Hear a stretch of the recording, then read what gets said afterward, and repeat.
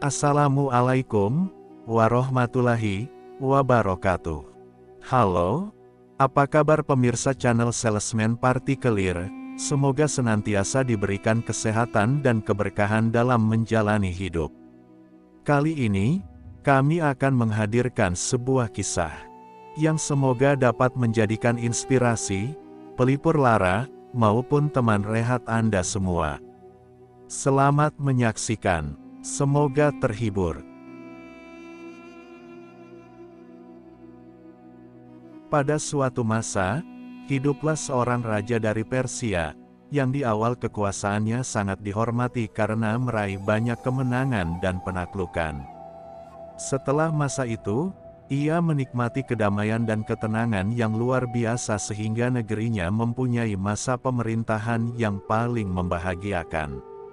Penyesalan yang dimilikinya hanyalah ia belum memiliki pewaris yang kelak akan meneruskan tahtanya setelah ia wafat. Suatu hari, berdasarkan tradisi dari leluhurnya selama mereka berada di ibu kota, ia mengadakan semacam pertemuan dengan para penasihat kerajaan, di mana semua duta besar dan orang-orang asing dalam kerajaannya hadir di sana. Di antara mereka terdapat seorang pedagang dari negara yang jauh, yang mengirimkan pesan kepada sang raja agar ia diberi kesempatan untuk menghadap, karena ia ingin menyampaikan sebuah pesan penting. Sang raja memerintahkan agar permintaan si pedagang dikabulkan, dan setelah pertemuan usai, dan seluruh tamu sudah beristirahat, sang raja menanyakan urusan apa yang telah membawa si pedagang ke istana. "Tuan," kata si pedagang, "aku memiliki sesuatu dan aku mohon agar yang mulia melihatnya. Seorang hamba yang paling cantik dan memesona, yang tidak mungkin ditemukan di tempat lain di muka bumi ini. Hanya dengan memandangnya, yang mulia pasti ingin menjadikannya sebagai permaisuri." Sang hamba yang cantik, atas perintah raja, segera dibawa masuk. Sang raja langsung terpesona oleh kecantikan dan keanggunan wanita itu yang melampaui bayangannya dan membuatnya langsung jatuh cinta. Ia pun memutuskan untuk segera menikahi wanita itu. Sang raja memerintahkan agar sang hamba yang cantik itu ditempatkan di kamar terindah di samping kamarnya sendiri.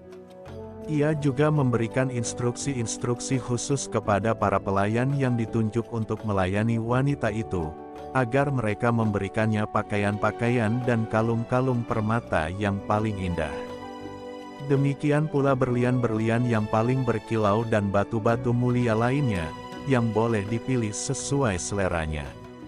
Ibu kota sang raja Persia terletak di sebuah pulau dan istananya, yang sangat luas, dibangun di tepi pantai. Jendela kamarnya menghadap langsung ke laut dan jendela kamar si hamba cantik, yang berada tidak jauh dari kamar sang raja, juga memiliki pemandangan yang sama. Tidak ada yang lebih menyenangkan dibandingkan dengan melihat ombak yang hampir mencapai bagian bawah dinding istana itu. Di hari ketiga, sang hamba cantik, setelah didandani dengan teramat sangat indah, sedang sendirian di dalam kamarnya, duduk di atas sebuah sofa, dan bersandar di sebuah jendela yang menghadap ke laut, ketika sang raja, yang sebelumnya telah mengumumkan akan datang mengunjunginya, masuk ke dalam kamar. Sang hamba yang mendengar ada seseorang berjalan di dalam ruangan, dengan segera berpaling untuk melihat siapa yang datang. Sang hamba mengetahui bahwa yang datang adalah sang raja, namun tanpa menunjukkan sedikit pun reaksi, atau setidaknya bangkit dari duduknya untuk menghormati atau menyambut sang raja, ia malah berbalik menghadap ke jendela lagi, seakan-akan ia dikunjungi oleh orang yang paling tidak penting di seluruh dunia ini. Sang raja Persia amat terkejut dengan sikap tidak peduli yang ditunjukkan oleh seorang hamba yang memiliki kecantikan luar biasa ini. Ia menganggap sikap hamba itu disebabkan oleh kurangnya pendidikan, dan ia segera memerintahkan agar sang hamba diberi pelajaran mengenai tata krama.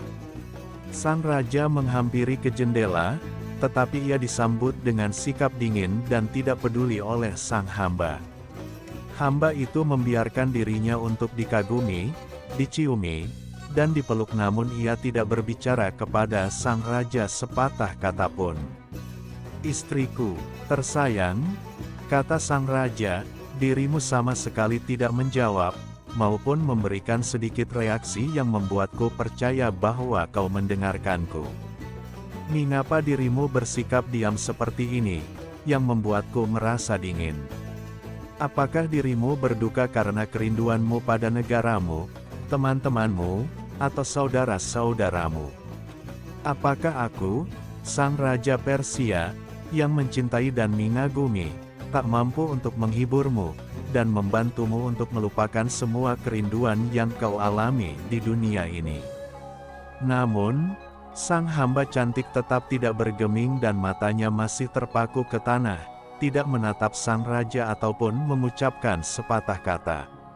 Setelah mereka bersantap malam bersama dalam keheningan, sang raja bertanya kepada para pelayan wanita yang telah ditugaskan untuk melayani sang hamba yang cantik, apakah mereka pernah mendengarnya berbicara. Salah seorang dari pelayan itu menjawab, "Tuanku, kami tidak pernah sekalipun melihatnya membuka mulutnya atau mendengarnya berbicara lebih daripada yang Tuan dengar. Kami telah melayaninya, kami menyikat dan menghias rambutnya, mengenakan pakaiannya, dan menungguinya di kamar, namun ia tidak pernah membuka mulutnya, bahkan untuk sekadar mengatakan sudah cukup, atau, aku menyukainya. Kami sering bertanya kepadanya, 'Nyonya, bantuan apa lagi yang Anda butuhkan? Adakah sesuatu yang kau inginkan? Mintalah dan perintahlah kami,' tetapi kami tidak pernah mampu membuatnya berbicara. Kami tidak mengetahui apakah sikap diamnya itu disebabkan oleh keangkuhan, penderitaan, kebodohan, atau kebisuan, dan hanya inilah yang dapat kami beritahukan kepada Yang Mulia." Sang Raja Persia menjadi lebih terkesima setelah mendengar semuanya, namun, ia mempercayai bahwa sang hamba memiliki alasan yang menyebabkannya menderita. Sang raja berusaha untuk mengalihkan perhatian dan menghiburnya, namun semua sia-sia. Selama setahun, hamba cantik itu tidak memberikan kebahagiaan bagi sang raja, yang ingin mendengarnya berkata-kata. Hingga akhirnya, hari yang penuh kegembiraan tiba di ibu kota. Sang raja dan ratunya yang pendiam memiliki seorang putra dan pewaris tahta kerajaan. Sekali lagi, sang raja berharap untuk dapat mendengar sepatah kata dari istrinya. "Ratuku," katanya, "aku tak dapat menebak apa yang ada di benakmu saat ini, tetapi, bagiku, tidak ada yang dapat melengkapi kebahagiaanku dan sukacitaku selain mendengarmu berbicara walaupun hanya sepatah kata, karena lubuk hatiku mengatakan bahwa kau tidak bodoh, dan aku memohon kepadamu, meminta dengan sangat, agar dirimu menghentikan keheningan yang panjang ini, dan berbicara satu kata saja padaku, dan setelah itu aku tidak peduli lagi kapan aku akan mati." Pada saat itu, sang hamba yang cantik, yang biasanya hanya mendengarkan sang raja dengan mata tertunduk, yang membuat sang raja memiliki alasan untuk percaya bahwa sang hamba tidak hanya bodoh namun juga tidak pernah tertawa seumur hidupnya, mulai tersenyum kecil. Sang raja Persia merasakannya sebagai sebuah kejutan sehingga ia memekik kegirangan. Ia sangat yakin bahwa sang hamba sebentar lagi akan berbicara, maka ia menunggu saat bahagia itu dengan bersemangat sampai kehilangan kata-kata.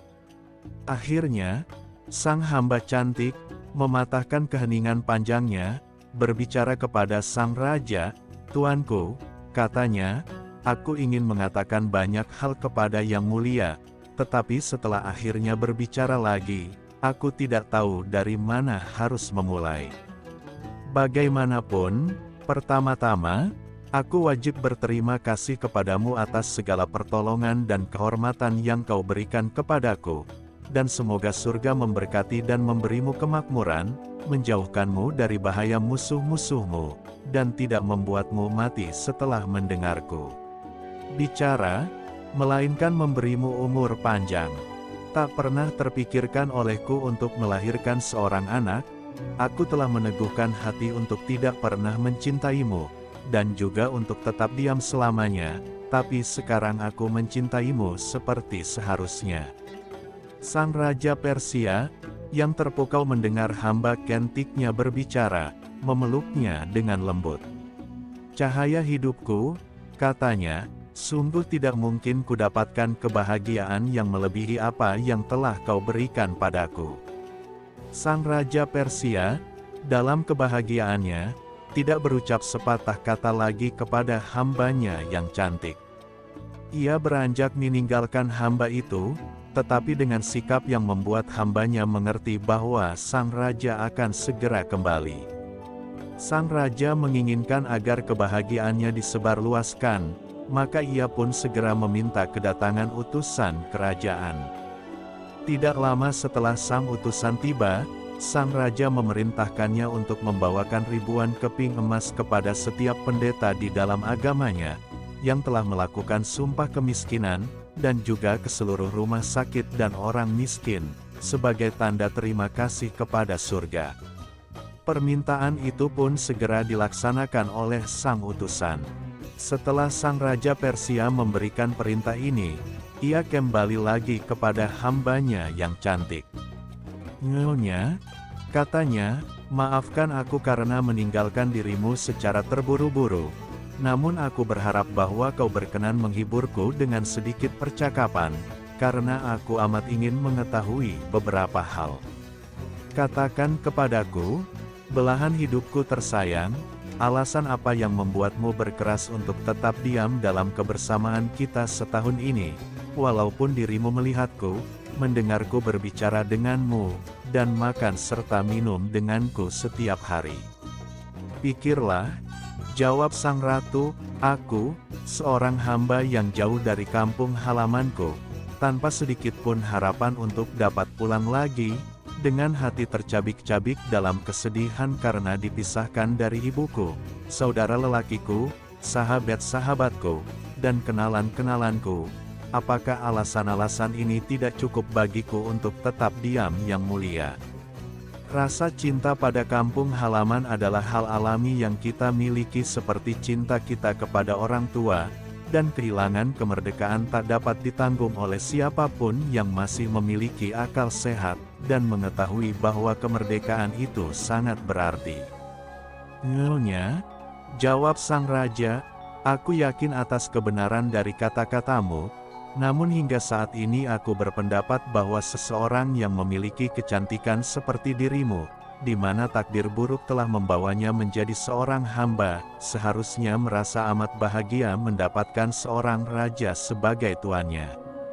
"Tuanku," jawab sang hamba cantik, "tidak ada seorang raja pun di dunia ini yang dapat menguasai keinginan hambanya.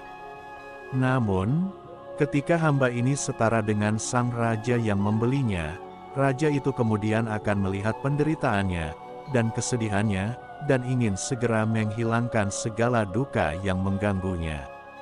Sang Raja Persia, dengan sangat terkejut, berkata, "Nyonya, apakah mungkin dirimu adalah salah satu keturunan bangsawan? Aku memohon, jelaskan semua rahasia ini kepadaku dan jangan lagi membuatku tak sabar. Segeralah beritahu aku siapa orang tuamu, kakak lelakimu, kakak perempuanmu, dan saudara-saudaramu, tetapi, di atas segalanya, siapakah namamu?" "Tuanku," kata hamba cantik, "namaku adalah Gulnare, mawar dari laut, dan ayahku, yang telah tiada, adalah salah seorang raja di lautan. Ketika meninggal, ia mewariskan kerajaannya kepada kakak lelakiku, ia bernama Saleh, dan kepada sang ratu, ibuku, yang juga seorang bangsawan, putri dari salah seorang raja lain di lautan. Kami menikmati kedamaian dan ketenangan di seluruh kerajaan, hingga seorang pangeran dari negeri tetangga, yang iri akan kebahagiaan kami, dan menyerang tempat tinggal kami dengan pasukan yang besar, masuk ke dalam ibu kota kami, dan menjadikannya penguasa di tempat itu. Kami hanya memiliki waktu untuk menyelamatkan diri ke tempat yang tidak dapat ditembus dan dimasuki, dengan beberapa perwira yang terpercaya yang tidak meninggalkan kami dalam kesulitan. Dalam pengungsian ini kakak lelakiku mencari segala cara untuk menghalau penjajah itu dari tempat tinggal kami. Suatu hari, saudariku, katanya, aku mungkin gagal dalam usahaku untuk memulihkan kembali kerajaanku dan aku tidak akan peduli dengan itu, tetapi aku peduli dengan keselamatanmu. Sebagai upaya untuk mengamankan dirimu, kau harus menikah terlebih dulu. Namun, dalam kondisi yang menyedihkan seperti sekarang ini, aku tidak melihat kemungkinan untuk melakukan perjodohan dengan salah seorang pangeran dari laut, dan oleh sebab itu aku akan sangat senang jika dirimu mau untuk dijodohkan dengan salah seorang pangeran dari daratan, di mana aku siap untuk menggunakan segala kuasa yang kumiliki. Aku yakin tidak ada seorang pun di antara mereka yang cukup kuat, sebaliknya, mereka akan cukup bangga untuk berbagi tahta dengan dirimu. Perkataan kakak lelakiku itu membuatku menjadi sangat marah. Kakak, kataku, kau mengetahui bahwa aku adalah seorang keturunan bangsawan, seperti juga dirimu, dari kedua orang tua kita, dari raja-raja dan ratu-ratu lautan, tanpa ada campuran dari sekutu yang hidup di darat. Oleh sebab itu aku tidak berniat untuk menikah dengan mereka yang lebih rendah daripada diriku. Aku tidak akan pernah mengubah pendirianku, apapun situasinya, dan jika dirimu gugur dalam melaksanakan rencana yang telah kau buat, aku lebih memilih untuk mati bersamamu daripada mengikuti saran yang tidak pernah terbayangkan keluar dari dirimu. Kakakku, yang masih menginginkan pernikahan itu, namun tidak mendapatkan persetujuan dariku, berusaha keras untuk meyakiniku bahwa ada raja-raja di darat yang tidak lebih lemah daripada mereka yang dari lautan. Hal ini membuatku menjadi lebih marah, yang membuat kakakku mengatakan beberapa kata keras yang membangkitkan emosiku. Ia meninggalkanku dengan rasa tidak puas dan dengan hati yang marah aku melompat dari dasar laut menuju pulau di bulan. Tidak tahan dengan kebencian luar biasa yang membuatku pergi, aku bersembunyi di pengungsian. Namun, di luar dugaanku, seorang asing, yang ditemani oleh pelayannya, membuatku tertidur, dan membawaku ke tempat tinggalnya, dan memintaku untuk menikahinya. Ketika ia melihat bahwa ketampanan tidak berarti apa-apa bagiku, ia berusaha untuk memaksa, namun, aku segera membuatnya menyesali kesombongannya. Akhirnya, ia berusaha untuk menjualku kepada seorang pedagang yang membawaku dan menjualku kepada yang mulia. Pria itu adalah seorang yang sangat bijaksana, adil, manusiawi, dan selama perjalanan yang panjang itu, tidak pernah sedikit pun membuatku mengeluh. Dan, yang mulia, lanjut Ratu Gulnare, jika dirimu tidak menunjukkan semua rasa hormat yang telah kau berikan kepadaku, aku tidak akan tinggal lagi bersamamu. Aku akan melemparkan diriku sendiri ke laut di luar jendela ini, dan aku akan pergi mencari ibuku, kakak lelakiku, dan saudara-saudaraku yang lain. Oleh sebab itu, aku berharap agar kau tidak lagi melihatku sebagai seorang hamba, namun sebagai seorang putri yang berharga sebagai sekutumu. Demikianlah, Ratu Gulnare mengungkapkan seluruh identitasnya kepada sang Raja Persia, dan menyelesaikan ceritanya. Ratuku yang memesona dan kukagumi, seru sang Raja, sungguh tak kusangka apa yang kudengar.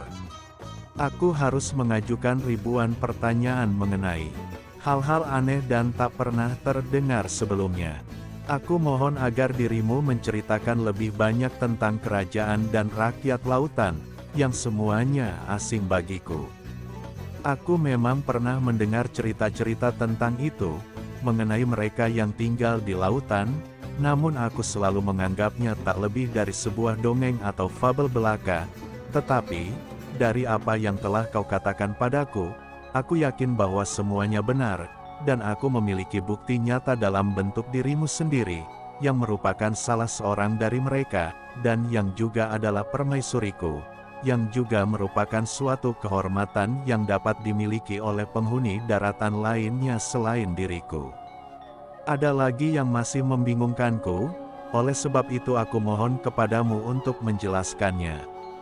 Aku tidak mengerti bagaimana mungkin dirimu dapat hidup dan bergerak di dalam air tanpa tenggelam. Ada sedikit orang di antara kami yang memiliki kemampuan untuk menyelam di dalam air, dan mereka pasti akan mati jika tidak keluar dari air selama beberapa waktu.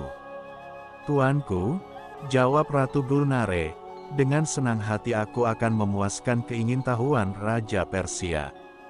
Kami dapat berjalan di dasar laut dengan mudah seperti dirimu berjalan di atas tanah, dan kami dapat bernapas di dalam air seperti dirimu bernapas di darat, air membantu menjaga hidup kami. Dan yang lebih luar biasa adalah pakaian kami tidak pernah basah oleh air, sehingga jika kami ingin mengunjungi daratan, kami tidak perlu waktu khusus untuk mengeringkan pakaian kami. Bahasa kami sama dengan tulisan yang terdapat di segel yang digunakan oleh Nabi besar Sulaiman, anak Daud. Aku tidak boleh lupa mengatakan hal ini, bahwa air tidak menghalangi kami untuk melihat di dalam laut karena kami dapat membuka mata kami dengan nyaman, dan dengan pandangan cepat dan tajam, kami dapat melihat berbagai hal dengan jelas di bagian terdalam di laut seperti di darat. Di sana, kami juga memiliki pergantian siang dan malam, sang bulan memberikan kami cahayanya, dan bahkan planet-planet dan bintang-bintang tampak jelas bagi kami.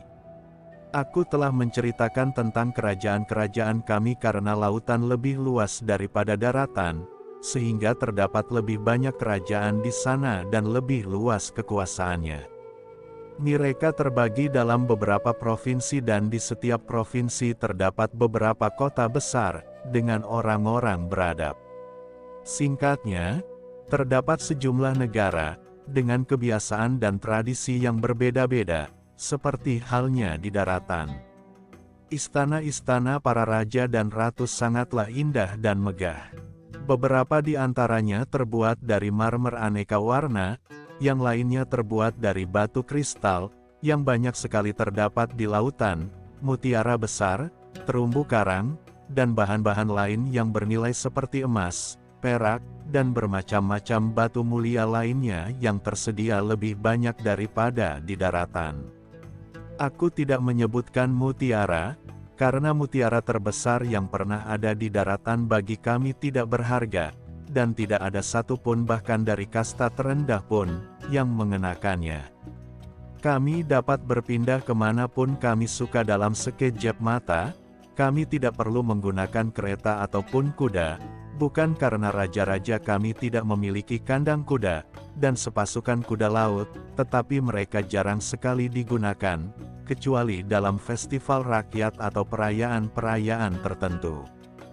Beberapa di antaranya, setelah kuda-kuda laut itu dilatih, para raja dengan sukacita menungganginya dan mempertontonkan keahlian dan ketangkasan mereka di pacuan kuda, yang lain menempatkan mereka di kereta kuda yang terbuat dari kulit kerang, berhiaskan berbagai macam kulit kerang laut yang berwarna-warni. Kereta-kereta itu terbuka dan di tengahnya terdapat sebuah singgasana untuk tempat duduk sang raja, yang mempertunjukkan dirinya kepada rakyatnya.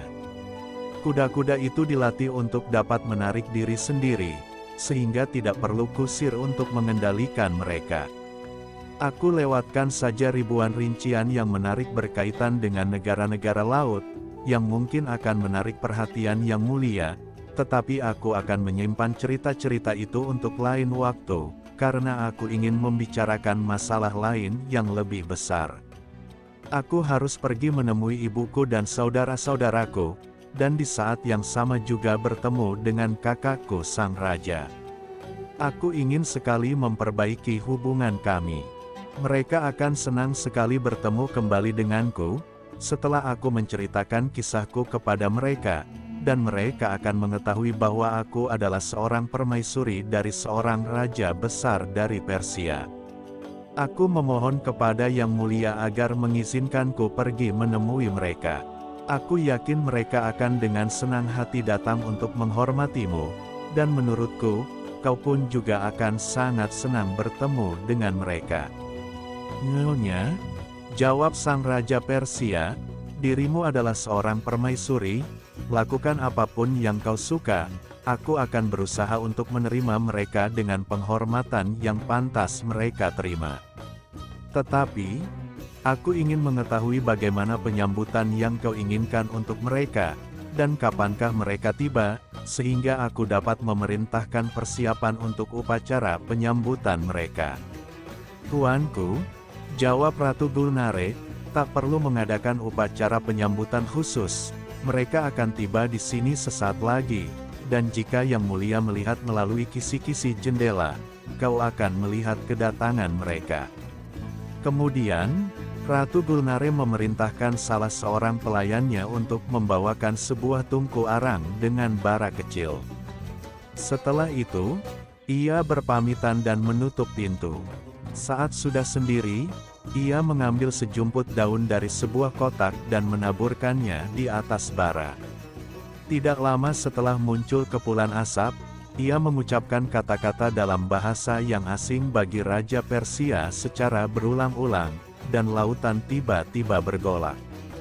Ketika itu, lautan tampak menguak dan muncullah dari dasar laut seorang pria muda yang tinggi dan gagah, dengan kumis berwarna hijau laut. Tidak jauh di belakangnya, seorang wanita setengah baya, dengan aura penuh keagungan, didampingi oleh 5 orang gadis, yang tidak kalah cantiknya dengan Ratu Gulnare. Ratu Gulnare segera beranjak menuju ke salah satu jendela dan melihat kakaknya, sang raja, ibunya, sang ratu, dan saudara-saudaranya, yang di saat bersamaan mendekatinya. Rombongan tersebut melangkah maju, terangkat dari tempatnya semula di atas ombak. Ketika mereka hampir sampai di tepi, mereka dengan cekatan melompat melewati jendela, di mana Ratu Gulnare sudah mundur untuk memberikan ruang bagi mereka. Raja Saleh, bersama sang ibunda Ratu, dan saudara-saudaranya yang lain, merangkul Ratu Gulnare dengan lembut, dengan air mata menetes. Setelah Ratu Gulnare menerima mereka dengan penuh penghormatan dan mempersilakan mereka untuk duduk di sofa, sang ibunda Ratu berbicara kepadanya, "Anakku," katanya, "aku senang sekali dapat bertemu kembali denganmu setelah sekian lama dan aku yakin bahwa kakak lelakimu dan saudara-saudaramu yang lain juga merasakan hal yang sama.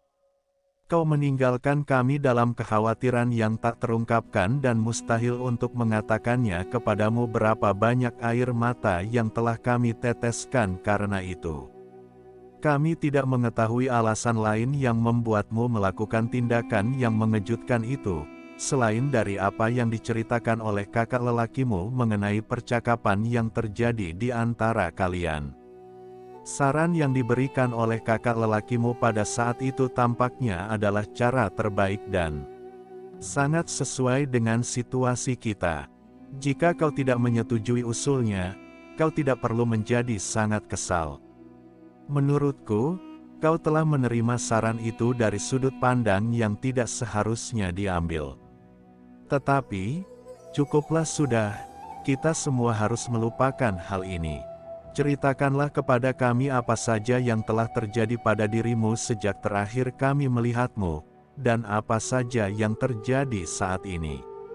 Namun, yang paling penting adalah apakah dirimu sudah merasa puas." Ratu Gulnare segera berlari dan bersimpuh di kaki ibunya, dan setelah berdiri dan mencium tangannya, "Aku sendiri," katanya, "aku telah melakukan kesalahan yang teramat besar, dan aku berutang atas kemurahan hatimu yang telah memaafkan aku."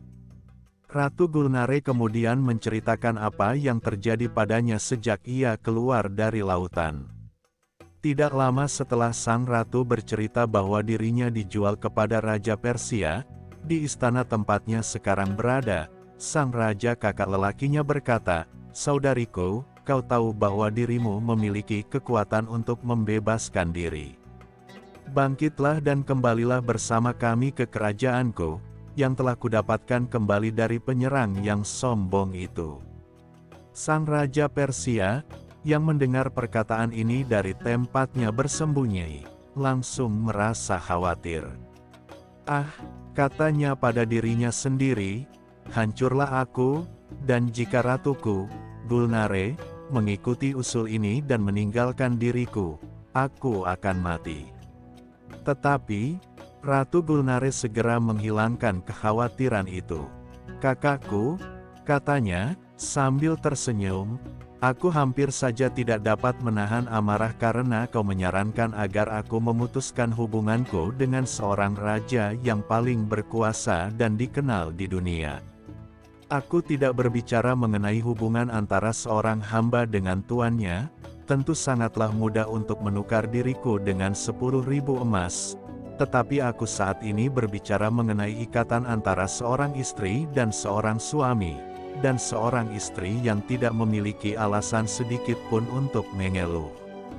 Suamiku adalah seorang raja yang taat beragama, bijaksana, dan lembut. Aku adalah permaisurinya, dan ia telah menyatakan diriku sebagai Ratu Persia, dan berbagi singgasana dengannya. Lagi pula, aku telah memiliki seorang anak, si kecil Pangeran Beder. Aku berharap agar ibuku, atau dirimu, atau salah satu dari saudaraku, menyetujui perjanjian atau persekutuan yang telah kubuat, yang akan memberikan kehormatan yang setara bagi para raja di lautan dan di daratan. Maafkan aku karena telah menyulitkan kalian dengan mengajak kalian keluar dari dasar laut untuk membicarakan hal ini, dan untuk berbagi kebahagiaan karena bertemu kembali dengan kalian setelah sekian lama berpisah." "Adikku," jawab Raja Saleh, "usulan yang kubuat untuk mengajak dirimu kembali ke kerajaan kami hanya untuk menunjukkan betapa besar cinta kami, dan betapa aku sangat menghargai dirimu, dan tidak ada satu pun di dunia ini yang cukup berharga selain kebahagiaan yang kau rasakan." Sang Ibunda Ratu, yang turut menguatkan pernyataan yang diucapkan oleh putranya, dan berbicara kepada Ratu Gulnare, berkata, "Aku sungguh berbahagia mendengar bahwa kau bahagia, dan aku tidak akan menambahkan pernyataan apa-apa lagi. Aku akan menjadi orang pertama yang mengutukmu, jika kau tidak menyatakan rasa terima kasih kepada seorang raja yang mencintai dirimu dengan sepenuh hati, dan yang telah melakukan banyak hal besar untuk dirimu."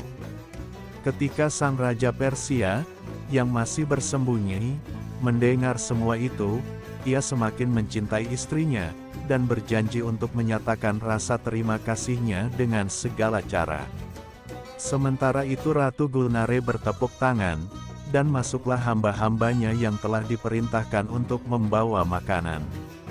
Segera setelah semua disajikan, ia mengajak sang ibunda ratu, sang raja kakaknya, dan saudara-saudaranya, untuk duduk dan menikmati hidangan tersebut. Mereka mulai merasa bahwa mereka masuk secara tidak resmi ke dalam istana seorang raja besar yang belum pernah mereka dengar atau jumpa sebelumnya, dan akan sangat tidak sopan untuk makan di mejanya tanpa kehadirannya. Perasaan yang muncul ini membuat wajah mereka memerah, dan dengan emosi seperti itu, mata mereka bersinar seperti api, dan napas mereka pun mengeluarkan api dari mulut dan lubang hidung mereka. Pemandangan yang tidak disangka-sangka itu membuat Raja Persia, yang sama sekali tidak mengetahui penyebabnya, menjadi sangat ketakutan. Ratu Gulnare mengetahui hal ini, dan memberikan pengertian kepada saudara-saudaranya dengan bangkit dari tempat duduknya dan mengatakan kepada mereka bahwa ia akan segera kembali. Ia langsung pergi menuju tempat persembunyian raja dan menemukan Raja Persia itu sedang dalam ketakutan. "Tuanku," katanya, "izinkanlah aku untuk meyakinkan dirimu untuk menjalin persahabatan yang tulus dari ibuku, sang ratu, dan kakakku, sang raja, dengan segala rasa hormat. Mereka sangat ingin bertemu dengan dirimu dan mengatakannya secara langsung." Aku bermaksud untuk berbincang-bincang dengan mereka sambil memesan sajian hidangan bagi mereka, sebelum mengenalkan mereka pada Yang Mulia. Mereka sudah tidak sabar untuk memberikan penghormatan kepada dirimu, dan oleh sebab itu aku berharap Yang Mulia berkenan untuk masuk dan menghormati mereka dengan kehadiran Yang Mulia. Nyonya, kata sang Raja Persia, aku seharusnya merasa senang memberikan penghormatan kepada orang-orang yang berhubungan erat dengan dirimu, namun aku takut terjilat api yang keluar dari mulut dan hidung mereka. Tuanku, balas sang ratu, sambil tertawa, kau tidak perlu merasa takut dengan jilatan api itu, karena itu hanyalah sebuah tanda bahwa mereka tidak ingin bersantap di istana ini tanpa kehadiranmu di sana dan bersantap bersama mereka. Raja Persia, diyakinkan oleh perkataan itu, bangkit dan masuk ke ruangan dengan permaisurinya Ratu Gulnare. Ia memperkenalkan sang raja kepada sang ibunda ratu, dan sang raja kakaknya, dan juga kepada saudara-saudaranya yang lain, yang dengan segera bersimpuh di kaki sang raja, dengan wajah menghadap ke lantai. Sang Raja Persia segera menghampiri mereka, dan mengangkat mereka, memeluk mereka satu persatu. Setelah mereka semua duduk di tempat masing-masing, Raja Saleh berbicara, "Tuanku," katanya kepada sang Raja Persia, "kami kehilangan kata-kata untuk mengungkapkan kebahagiaan kami karena sang ratu, saudariku, telah mendapatkan kebahagiaan dengan berada dalam perlindungan seorang raja yang sangat berkuasa. Kami ingin meyakinkan bahwa ia layak mendapatkan posisi tertinggi ini dan kami, yang selalu mencintai serta menyayanginya, tidak pernah berpikir untuk menjodohkannya dengan pangeran berkuasa manapun dari kerajaan lautan, yang seringkali meminta untuk menikahinya sebelum umurnya cukup.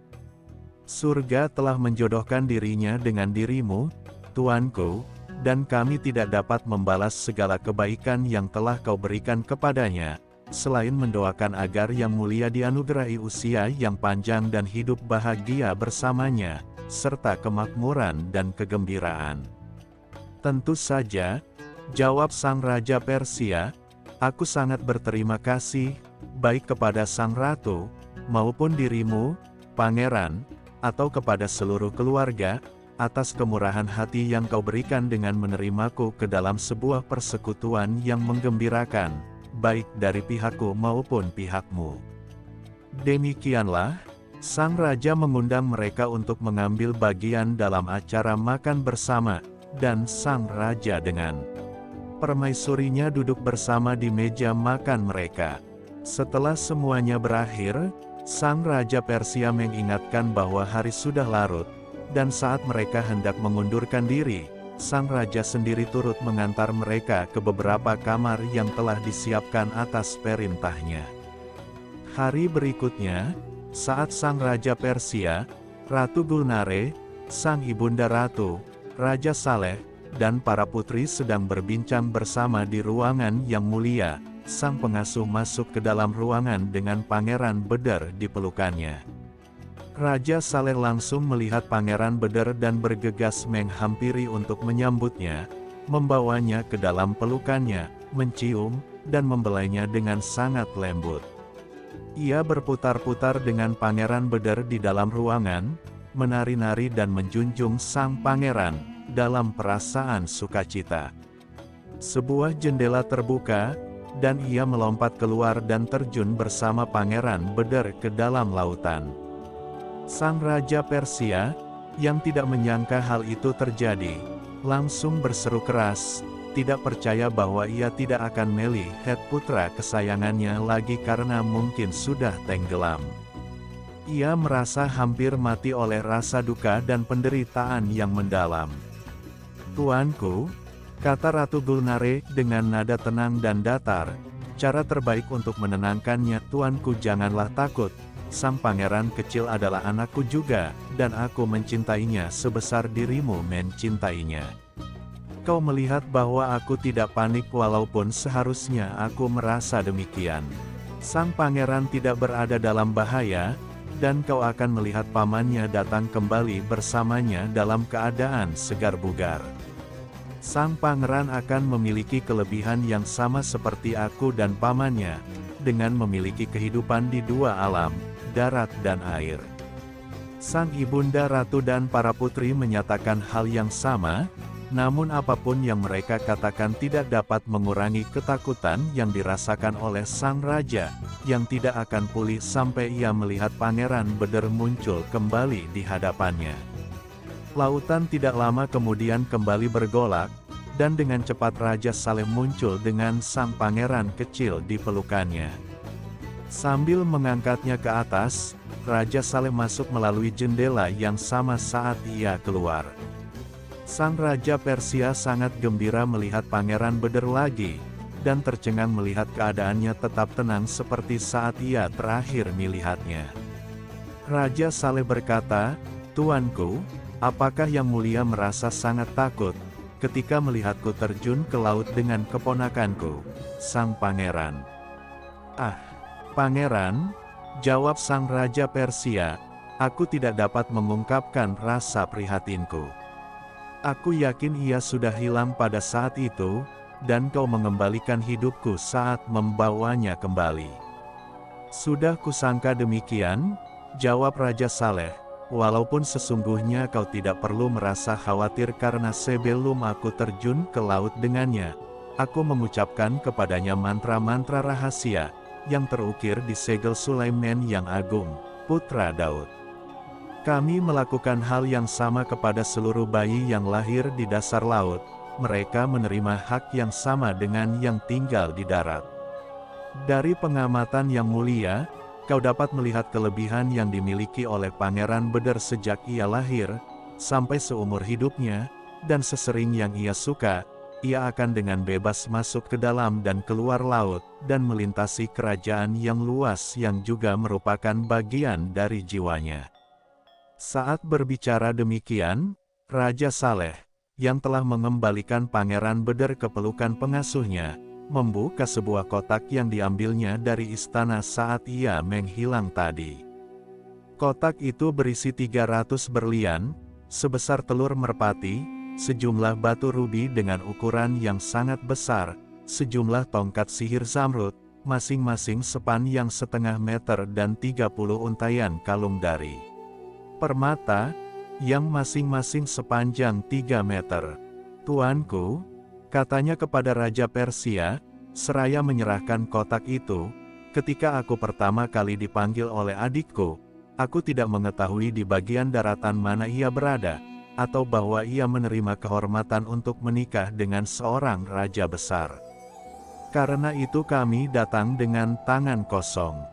Kami tidak dapat mengungkapkan betapa besar kami berutang kepada Yang Mulia. Aku memohon agar kau menerima persembahan kecil ini sebagai rasa terima kasih, terutama untuk banyak hal yang telah kau lakukan untuk saudariku."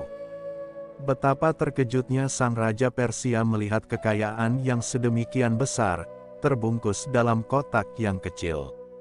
"Apa maksudmu, Pangeran?" serunya, "Kau mengatakan hadiah tak ternilai ini sebagai persembahan kecil rasa terima kasih. Kunyatakan sekali lagi, kau tidak memiliki kewajiban apapun terhadapku, begitu pula Ibunda Ratu." "Nyonya," lanjutnya, "berpaling ke Gulnare, kakakmu membuat diriku bingung, dan aku akan memohon kepadanya untuk mengizinkan aku menolak persembahannya, karena aku tidak ingin bersikap tidak sopan padanya. Maukah kau menyuruhnya pergi agar aku bisa menolak semua pemberiannya?" "Tuanku," jawab Raja Saleh, "aku tidak terkejut melihat Yang Mulia berpikir bahwa persembahan ini sangat luar biasa. Aku tahu bahwa di daratan kau tidak terbiasa melihat sedemikian banyak dan besar batu mulia. Namun, perlu kau ketahui bahwa tambang-tambang tempat permata-permata ini diambil, dan kuasa yang kumiliki untuk mengumpulkan harta ini lebih banyak daripada semua tambang dan kuasa raja yang ada di darat. Oleh sebab itu, Aku memohon agar kau tidak menganggapnya sebagai persembahan yang luar biasa melainkan tawaran persahabatan yang tulus yang kami berikan kepadamu, dan tidak memberikan aib bagi kami dengan menolaknya. Hal ini menyebabkan Raja Persia terpaksa menerima hadiah tersebut dan ia mengucapkan terima kasih kepada Raja Saleh dan Ibunda Ratu. Beberapa hari setelah itu, Raja Saleh memberitahu Raja Persia bahwa sang Ibunda Ratu, para putri, dan dirinya sendiri, merasa senang untuk terus tinggal di istananya, namun mereka telah pergi cukup lama dari kerajaan mereka sendiri, sementara kehadiran mereka juga dibutuhkan di sana. Maka, mereka memohon kepada Raja Persia untuk tidak sakit hati jika mereka berpamitan untuk pulang. Raja Persia menyatakan penyesalannya karena tidak bisa membalas kunjungan ke kerajaan mereka, namun, ia menambahkan, "Karena aku amat yakin bahwa kalian tidak akan melupakan ratu, datang dan tengoklah dia kapanpun kalian suka, aku sendiri berharap akan mendapat kehormatan dengan bertemu kalian kembali." Perpisahan di antara kedua keluarga tersebut diiringi oleh air mata. Raja Saleh berangkat terlebih dahulu, tetapi Ibunda Ratu dan para putri tertahan karena mereka masih dalam pelukan Ratu Gulnare, yang tidak dapat melepaskan kepergian mereka.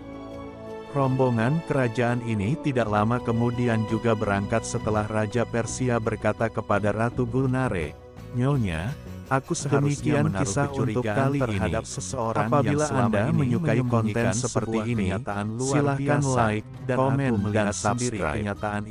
Jangan lupa share atau bagikan ke kolega Anda, supaya mereka juga dapat menikmati konten dari kami, dan tidak pernah berhenti bersyukur dapat bertemu di lain kesempatan.